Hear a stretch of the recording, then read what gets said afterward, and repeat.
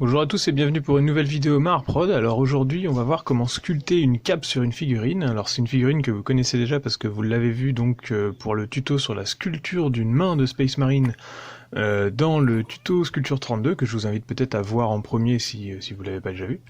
Et donc là, je commence à malaxer une boule de pâte que j'avais déjà préparée, hein, donc on va faire ça en résine verte, et mélanger avec un tout petit peu d'Aves Sculpt. Alors l'Aves Sculpt, c'est une pâte dont je vais vous faire la review bientôt, mais en gros c'est un petit peu comme le Milliput ou le Magic Sculpt. C'est une pâte donc bicomposante aussi, qui va permettre de faire des volumes plutôt durs une fois qu'ils seront secs. Et donc associé à la résine verte, hein, comme d'habitude, ça prend les deux propriétés, et ça permet d'avoir donc la souplesse de la résine verte et la dureté de l'Aves une fois qu'elle est sèche, et donc du coup de la retravailler une fois que le volume est bien sec. Vous pouvez retailler dedans, vous pouvez poncer, vous pouvez faire des petits chocs ou des percements, des choses comme ça. Donc là j'utilise une technique avec une feuille de papier, de film transparent, un peu plus épais que un film alimentaire, hein. Faut que ça soit... alors celui-là je sais plus où je l'avais trouvé, mais l'idée c'est qu'en fait, le fait d'enfermer votre volume de pâte dans ce film va permettre de ne pas du tout le toucher avec vos doigts, et donc de ne pas imprimer vos empreintes dessus. Et ça peut vous permettre de faire des pagnes et des capes beaucoup plus facilement.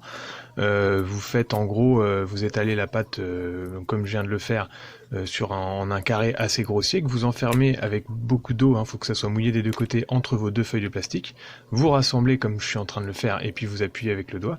Et du coup, ensuite vous pouvez corriger, donc soit avant ou après avec le cutter. Là je le fais pendant pour vraiment tailler une forme de cape déjà dans la fraîcheur de la pâte en fait. Et puis là, ensuite il faut la décoller délicatement avec la main, de façon à ne pas vraiment appuyer dessus pour pas enlever tout le travail que vous avez fait avec le film plastique et ne pas imprimer vos empreintes dedans. Et ensuite vous le posez sur la figurine et vous l'intégrez avec un outil. À partir de ce moment-là, il faut essayer de travailler, d'enfoncer dans les creux pour bien faire adhérer votre volume de pâte et la cape. Mais il faut surtout pas essayer de le toucher trop avec les doigts. Et puis après, à vous de former des plis qui soient réalistes, sachant qu'une fois que la cape est sèche, vous pouvez très bien revenir par-dessus une fois que c'est sec pour refaire une sculpture sur des plis si vous voulez quelque chose de plus épais. Ça c'est vraiment pour la sculpture, parce que souvent si vous faites juste un volume de pâte comme ça, qui est trop fin, hein, qui est de l'ordre du 1 ou 2 mm, ça passera jamais en moulage. Ça, votre mouleur, il va vous dire, non, c'est trop fin, faut épaissir. C'est pour ça que vous avez des volumes de plis qui sont souvent très épais sur les figurines Games Workshop. Mais là, comme on est sur une figurine unique en conversion, qui n'a pas besoin d'être moulée derrière, ça permet de faire quelque chose de plus vaporeux, plus fin, et voire même plus réaliste que les figurines qui ont besoin derrière d'être moulées et d'avoir donc des impératifs de production. Donc là, je suis en train de les souder, en gros, d'essayer de les faire adhérer de chaque côté du pactage dorsal. C'est pour ça que j'avais donné une espèce de forme un peu large, hein, qui aurait été trop large pour une encolure si vous avez à la coller autour d'un coup, mais qui là prend tout son sens puisqu'elle devait aller derrière le Marines. Donc il faut que le pactage, sauf si vous voulez couvrir le pactage, ait l'espace de passer sur ce truc. Donc ensuite, donc là je relève le pli pendant que c'est encore bien frais, et puis j'essaie de pousser la pâte dans les creux pour bien que ça colle à la figurine, sachant que derrière il suffit de mettre parfois quelques petits points de colle pour être sûr que ça adhère encore mieux. Une fois que le volume, que la